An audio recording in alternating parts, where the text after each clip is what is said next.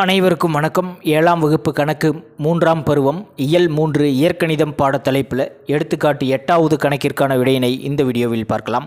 Welcome to Mani math board. காரணிப்படுத்துக 4x² - 4xy + y². இந்த டாப்பிக்கில் மொத்தமாகவே 4 முற்றுரிமைகள் தான்.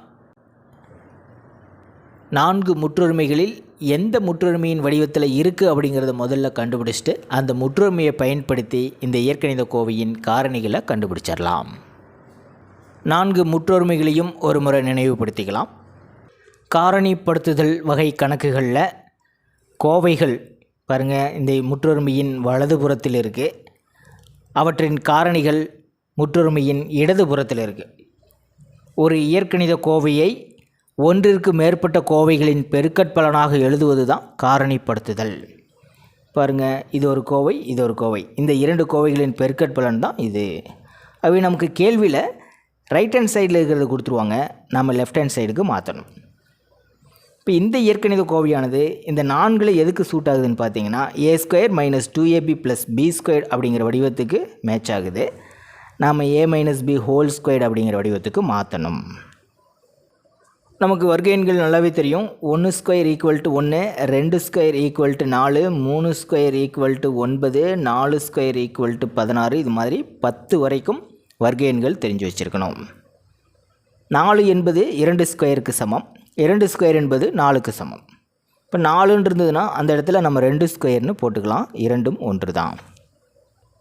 இந்த கணக்குக்கான ஆன்சர் கண்டுபிடிச்சிடலாம். ஒரே இயற்கணித கோவையாக கொடுத்துருக்காங்க. கேள்வி எடுத்து எழுதிக்கணும். முதல்ல 4x² - 4xy + y². இந்த 4 அப்படிங்கிறதுக்கு பதிலாக நம்ம 2² எழுத முடியும். 2² இங்கே இருக்கிற x² மைனஸ் இந்த 4 எப்படி பிரிக்கலாம்னா 2 × 2 அப்படின்னு பிரிக்கலாம். இங்கே இருக்கிற xy அப்படியே இருக்கட்டும் ப்ளஸ் y². இந்த வடிவத்துக்கு நம்ம மாற்றணும். 2² x², மொத்தமாக ஹோல்² போட்டுக்கலாம். 2x ஹோல்².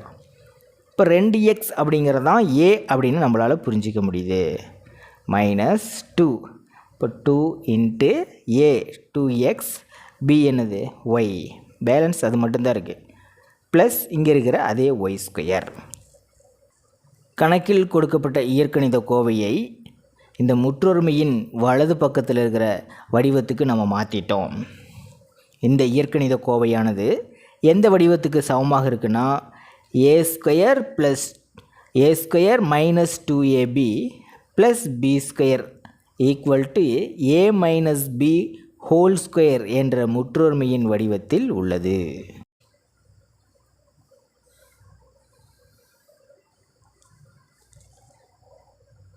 இப்போ a இருக்கிற இடத்துல 2x அப்படின்னு இருக்குது, b இருக்கிற இடத்துல y மட்டும் இருக்குது. ஸோ இது எல்லாத்தையும் இந்த முற்றொருமையில் பிரதியிடணும்.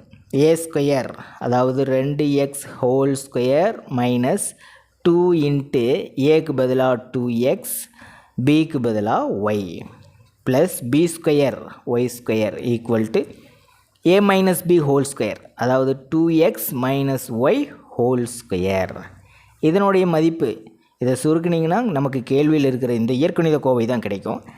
2x ஹோல்² = 4x² மைனஸ் கோஎஃபிஷியன்ட் எல்லாத்தையும் பெருக்குங்க. 2 2 4 4xy ப்ளஸ் y² இங்கே பாருங்கள், ஒரு கோவையின் ஹோல்² இருக்குது, அதையே 2 முறை பெருக்கணும்னு அர்த்தம். இப்போ 2² 2 × 2ன்னு எழுதுறோம் இல்லையா, அந்த மாதிரி 2x - y ஹோல்² அதையே 2 முறை பெருக்கணும் அப்படின்னு அர்த்தம். கணக்கில் கொடுக்கப்பட்ட இந்த இயற்கணித கோவையானது இந்த 2 கோவைகளின் பெருக்கற்பலனுக்கு சமம்.